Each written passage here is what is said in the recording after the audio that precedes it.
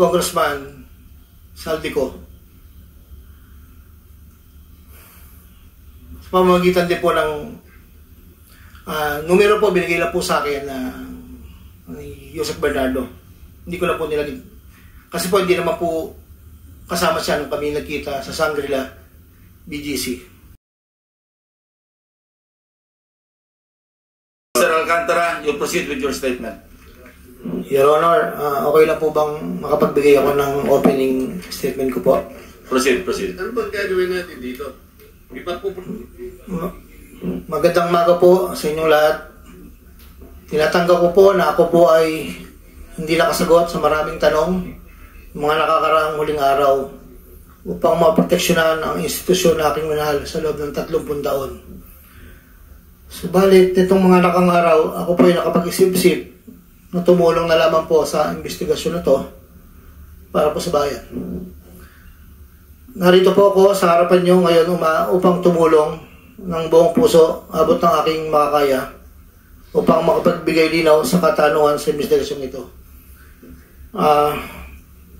Naintindihan ko po na hindi lang mainit ang isyong aking kinakaharap sa kasalukuyan. Mararamin po ang galit sa aming mga kasama sa DPWH dahil sa mga nabanggit na mga sinasabing katiwala sa aming ahensya. Hindi ko na po titingnan to. Ito po galing sa puso ko. Nakangamba po kasi ako sa seguridad ng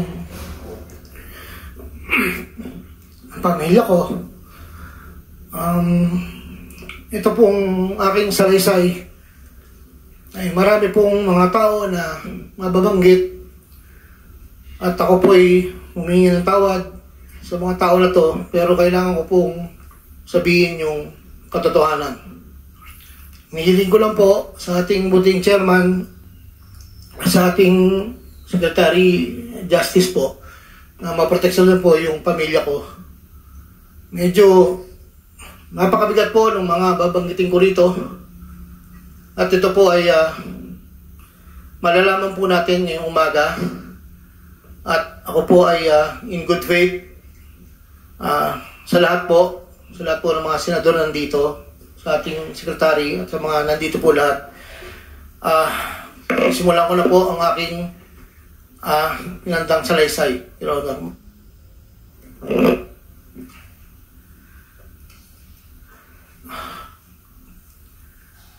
Sa akin pong boss, nalabanggit po nung nakarang hearing ng aming kasama, Undersecretary Roberto Bernardo po. Una ko pong nakilala si Yusek Bernardo taong 1997. Kami po ay magkasama sa Los Baños po. Hanggang dumating po panahon na ako po ay na-appoint na District Engineer sa Bulacan. Sa taong 2022, nagsimula pong magbaba ng pondo sa akin si Yusek Bernardo. Nandito po ang detalye kung ilan po at magkano. Ito po, ang unang taon po, 2022 ay 350 million po. Ang kasunduan po ay 25% po para sa proponent. At ako po, o yung driver ko po minsan ang nag-deliver po sa kanya. Noong 2023 po, meron na rin po mga bumaba. Dito po, naka-specify po lahat kung ang titulo, ang title po ng project, amount, at kabuang ibinaba po ng aking boss. Ang iba pong sistema, sa simula po ay nagpapabigay po ng pauna lang pong 10% pag po lumabas na po sa pag-NEP po. Tapos po, ang kabuuan po ay paglabas po ng GAA. Pag po sa GAA, may lumabas na wala po sa NEP, ibig sabihin po nun, maaari pong, hindi ko lang po alam procedure, maaari pong sa BICAM po yun pumasok. Andito po lahat po ang detalye. sa aking sinumpang salaysay. At meron pa pong mga UA po, ang program allocations po yata yun, na naibabaran po sa akin ng 2024. At hindi naman po lahat yun ay sari-sari pong project po yata yun. 2.85 billion po.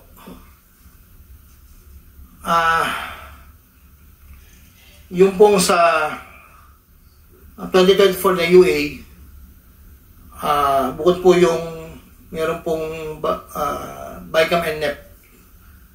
Dito po lahat po ang detalye.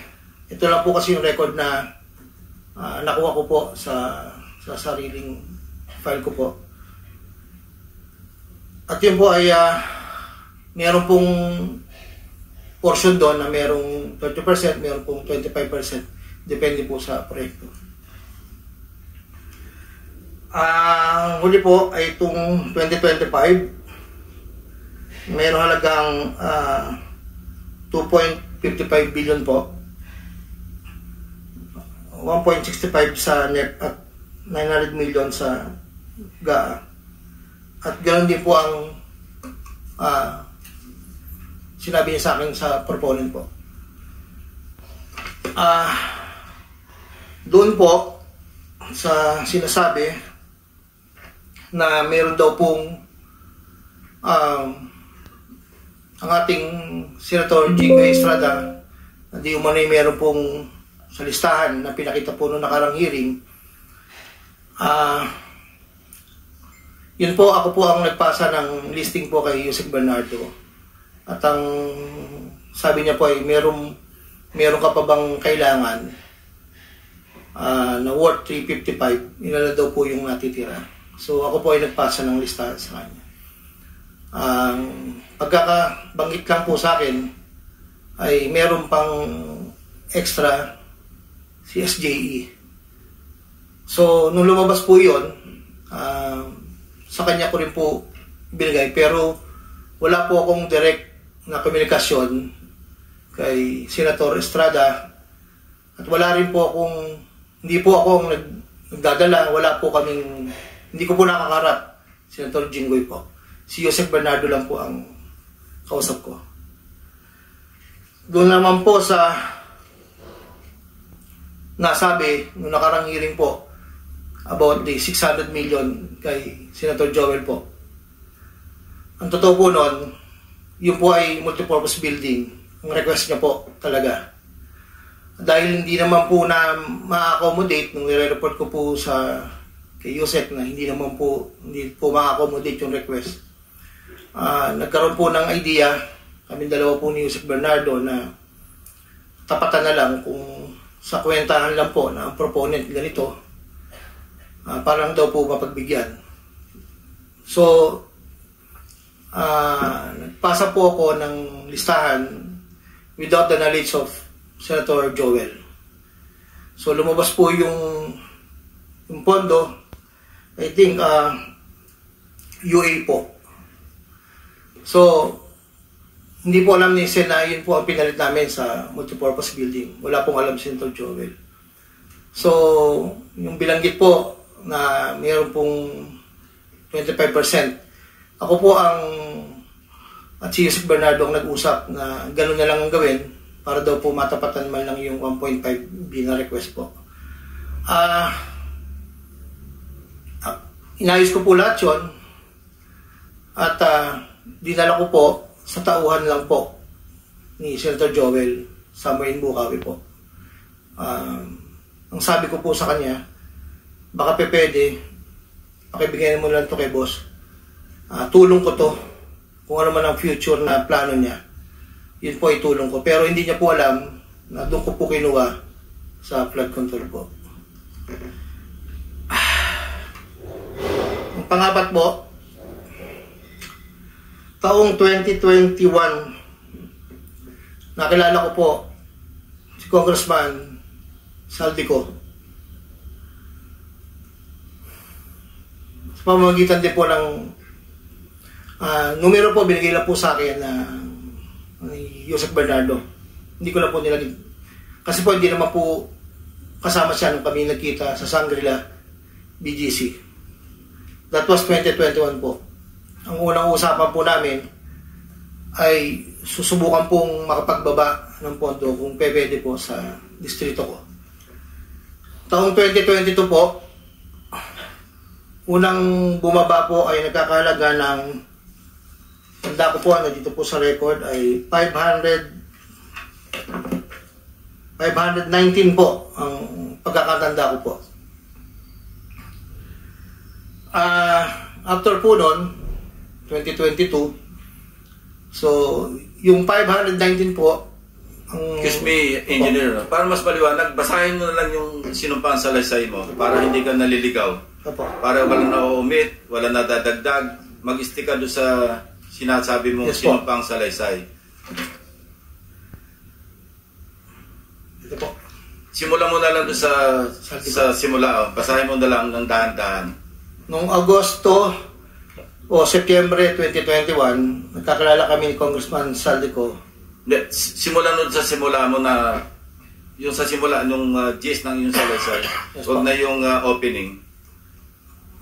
Una ko nakilala si Undersecretary Roberto Bernardo. Kasama kami sa Laguna.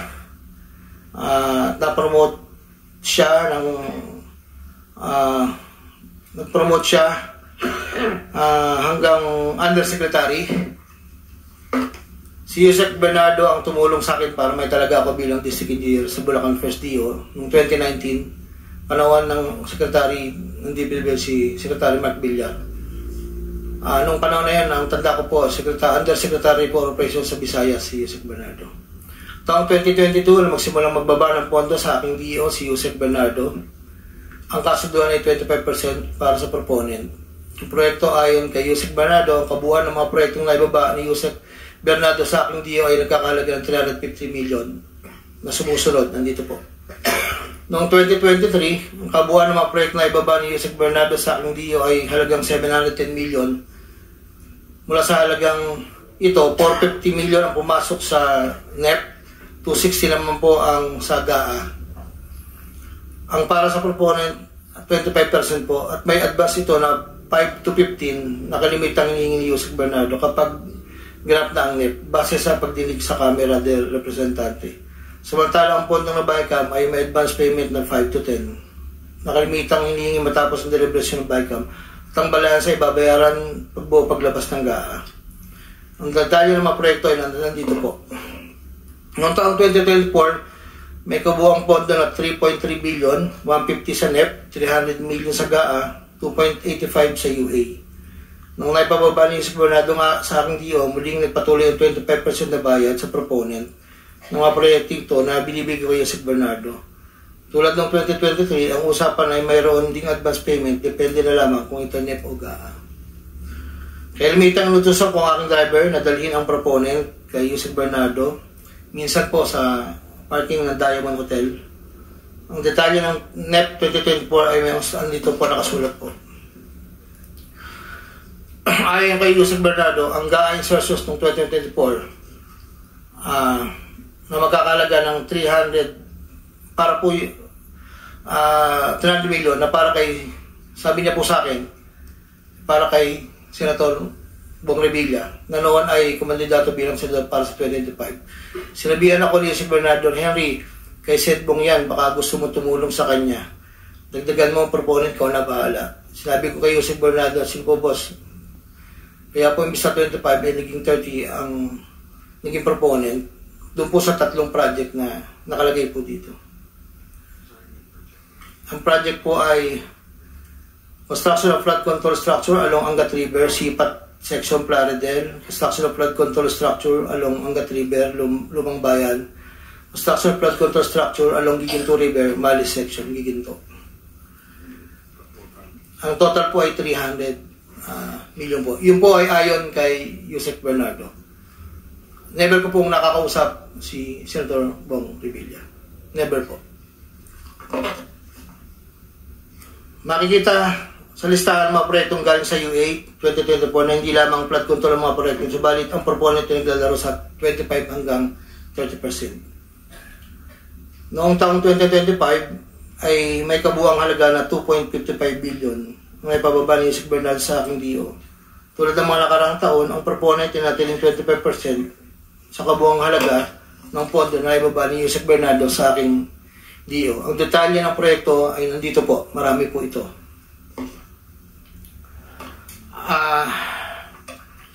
Taong 2022, yun nga po, nabanggit ko kanina, humiling si Senator Joel Villanueva ng proyektong multipurpose building, kakalaga ng 1.5B. Sa halagang 1.5B ay 600 million lamang ang napagbigyan na pondo para sa multipurpose building. Hindi po ito napagbigyan, kaya napilitan kaming gumawa ng paraan ni Yusek Bernardo. Hindi humingi ng partikular na proyekto o porsyento si Senator Joel, pero inutos ni Yusek Bernardo bigyan na lamang ng proyekto na may katumbas na 150 million na proponent. Dahil dito, nabigyan si Senator Joel ng proyektong Unprogram Operations noong 2023, nagkakalaga ng 600 million na pawang mga flood control ng mga proyekto na kung saan susumahin na 25% na proponent na may halaga ng 150 million. Hindi alam ni Senator Joel na flood control ang mga proyektong nailan sa kanya dahil ang aking pagkakalam ay ayaw po ni Senator Joel ang project na flood control. Ang halagang 150 million dila ko sa rest house sa Barangay Igulot, Bukay, Bulacan na iniiwan ko po sa tao niya na ang nagangalan lang pong Peng. Sinabi ko kay Peng na pakibigay na lang kay boss, tulong lamang yan para sa future na plano niya. Hindi po nila alam na doon galing yon sa flood control. Matapos po na hindi na po kami nagkausap. Sa kay Senator Jinggoy naman po, sa pagkakatanda ko, nasa 2024 budget hearing kami sa Senado. Kasama ko si Yusek Bernardo sa pagitan ng alas 9 hanggang alas 10 ng gabi. Habang kami naghihintay, tinanong ako ni Yusek Bernardo kung meron pa akong gustong lagyan at meron pang available na 355 si SJE. Ayon po kay Yusek Bernardo. Sabi ko po, boss, meron naman. Sagot ni Yusek Bernardo sa akin na ipasok ko agad sa kanyang listahan ng oras na yun. Agad-agad po akong nagpagawa ng listahan sa staff ko at sa loob ng 10 to 15 minutes, pinasa ko na po ang listahan kay Yusek Bernardo. Ito po ang listahan ng mga proyekto na banggit. Ito po ay puro pumping station po with floodgates. Ito po ay phase 3. Dahil may nauna na pong phase 1, phase 2. Ito po ay 7 project. Meron pong 360 million, isang 45, isang 50, dalawang 40 million na may kabuang 355. Ang proponent po nito ay 25% at binigay ko yung Yusek Bernardo kasama ang may iba pang proponent ng mga pondong binaba niya sa akin para sa taong 2025. Wala po akong direktang transaksyon o direktang pakipag-ugnayan kay Senator Jinggoy. Pangapat, Congressman Rizal ko. Noong August 20 o September 2021, nagkakilala kami ni Congressman Saldico sa isang pagtitipon meeting sa Shangri-La, Bonifacio. Doon ay napag-usapan namin ang plano ni Kong Saldi na sumubok na magbaba ng pondo papunta sa aking distrito para sa iba't ibang proyekto. Pagkalipas ng higit kumulang na isang buwan mula sa aming unang pagkikita, ako ay nagpasa sa kanyang listahan ng mga proyekto na may kaugnayan sa flood control at yung mga proyekto yung tayo lumabas sa General Appropriations Act of 2022 na nagkakahalaga ng, dito po, 1, 2, 3, 4, 5, 6, 6 na proyekto po ito. At ang pagkakatanda ko po ito ay 519 million, ang una po. Sa pagitan ng 4 na taon, mula 2022 hanggang 2025, naging tagapagtaguyod si Kong Saldi ng mga proyekto sa Bulacan First. May higit kumulang 426 na proyekto. Ang kabuang halaga ng proyekto na ito, ayon po sa nalakap kong record, ay hindi bababa sa 35 billion, 24 million pesos. Million or billion? Billion, Your Honor. Nandito po yung summary. Pwede ko pong state, Your Honor. Go ahead. Sa taong 2022, yun po yung una, bycam lang po ito ayon sa record ko po. 519 million. Sa 2023, 5 billion 790 sa NEP, 3 billion 250 sa BICAM, at 3 billion 890 sa UA. 2024, 5.8 billion sa NEP, sa BICAM 5.084, sa UA 3.306. Sa 2024, nakakalaga po ng total na 14 billion 190, sa 2023 12 billion, sa 2022 519. Noong pong 2025 ay 7 billion 385 na lang po sa NEP. Wala na pong kasunod. Sa Sa bawat proyekto na pinapasok ni Kong Saldi, meron akong binigay na obligasyon sa kanya para sa pondo base sa aming kasunduan noong 2022. Ang kaniyang hinihingi na budget sa bawat proyekto ay 20% lamang po noong 2022. Kung makikita niyo po, Your Honor, isasabi ko na rin po ito, na yung larawan po nandun po sa kasama po ako, nakatayo, yung opisina, yun po yung 20% po na 2022 ang inaayos po namin doon sa litrato po. Subalit nung taong 2023 hanggang 2025, ito tumaas ng porsyento ng 25% po. Ang pag-abot ng porsyento para kay Kong Saldi sa bawat proyekto ay kadalasang hindi isang baksakan. Ito rin ay nakadepende kung paano na ipasok o na-insert. Kapag ang proyekto na pasok sa NEP, ang unang 10% ay agarang binibigay ko kay Kong Saldi. Habang ang balanse na 15% ay paglabas na po ng GAA within 1 to 2 months. Iniipon ko muna po yan bago po ipadala sa kanya. Kapag ang proyekto naman inapasok ni Kong Saldi sa BICAM, ang unang 10% ay binabayad sa kanya matapos lumabas ang GAA at ang balanse 15% ay binibigay makalipas ng 2 buwan mula nang maapurbahan ng GAA. Pero kapag proyekto ay naipasok gamit ang UA, ang 25% ay agarang iniipon ko pati binibigay kay Kong Saldi. Ang pambayad para kay Kong Saldi ay nanggaling sa mga advances mula sa kontratista, pero hindi na alam ng mga kontratista kung para kanino advance na yon. Ang pera na nakalaan para kay Kong Saldi dinadala sa akin. Ako naman po ang nagdadala o naghahatid na hinihinging porsyento ng Kong Saldi sa iba't ibang tao niya. Hindi ko po siya na-meet during pagdadala. Ang tao niya po ay may alias lang Paul at Mark. Dahil sila po yung nag-message po sa akin through Viber, disappearing message po yun, na doon ko po dadalhin. May isa o 2 beses na dinala ko sa parking lot ng Shangri-La Hotel, Bonifacio, Global City, ang porsyento ni Kong Saldi. Paminsan-minsan man, hinahatid ko ito sa kanyang bahay sa Ladybug Street, Valle Verde 6, Pasig City. Mula Ortigas po, kakaliwa ka stoplight, may gate ka kanan, kakaliwa ka kanan, makikita na po yung bahay. Minsan po, inuutos ko lang po, minsan po ako po ang nagbababa. May tao lang pong tatanggap, tapos po, iiwanan ko na po. Dinagdag ko na dahil lumulobo ang pondo ng Bulacan, napag-usapan namin Kong Saldi na kung meron akong pwedeng mapagbabaan sa iba't ibang district engineering office. Nang dahil dito, noong 2020 hanggang 2025, nagbaba si Kong Saldi sa sumusunod. Bulacan 2nd, 573 million. Tarlac 1st, 2023, 1.350. Sa 2024, sa UA, 1.650. Tarlac 2nd, 925. Tapos 2024, 1.025 billion. Pampanga, sa 2023, 1.125 billion. 2024, 75 million lang po. Wala pong alam yung mga tao doon na DE. Ako lang po ang kausap nila. Hindi po alam nila yun ay kay Kong Saldi. Dahil ako lang po, hindi ko po pwedeng sabihin kung saan nanggagaling. Ito po, ang mga iba naman pong nagbababa ay nakilala ko ang kumpanyang First-Star. Ngunit kahit pamilyar ako sa First-Star, hindi ko kilala ang may-ari nito. Naging tauhan ng First-Star ang kilala ko na MK. Na-meet ko po siya sa district. Meron po siyang project na isang tulay na inabutan ko before. Sa pagkakalam ko, si MK ay anak ng may-ari ng First-Star.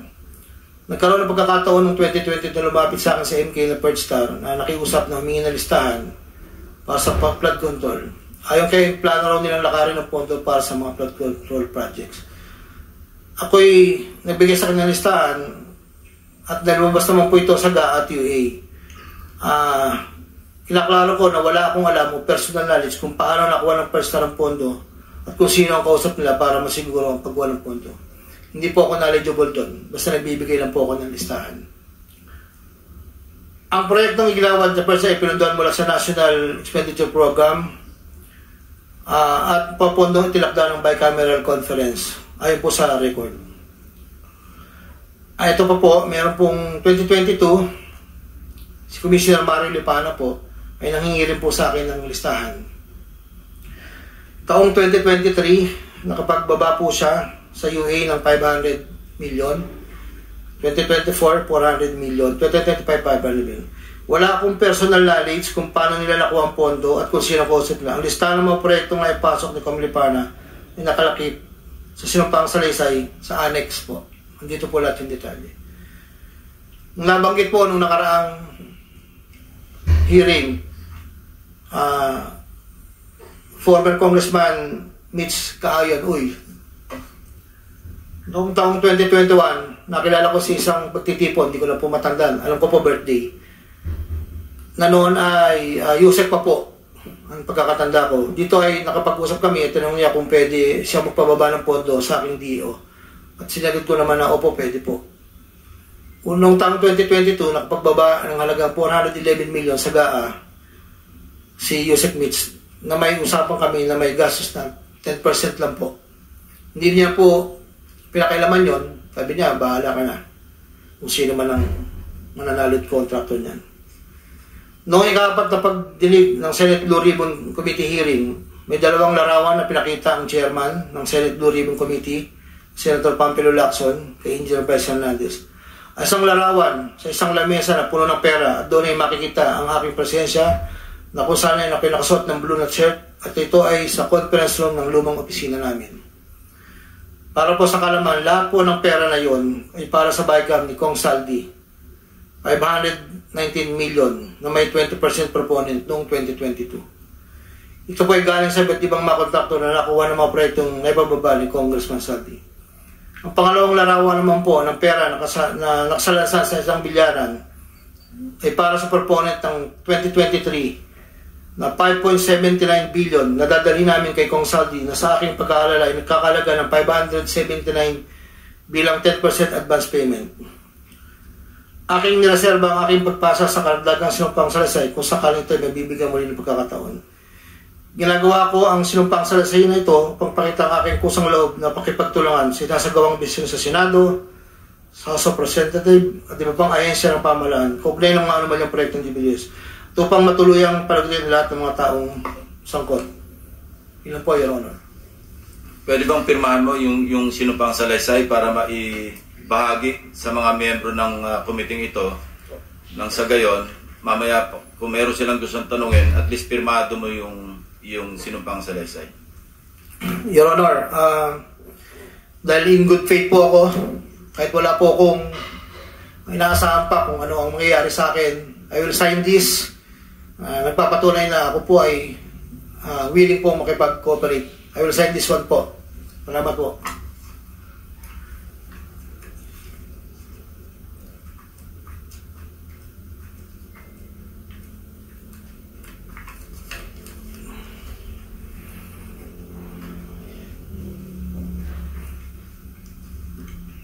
While he is signing, Secretary Remulla, Anderson, you have a manifestation to make before the committee.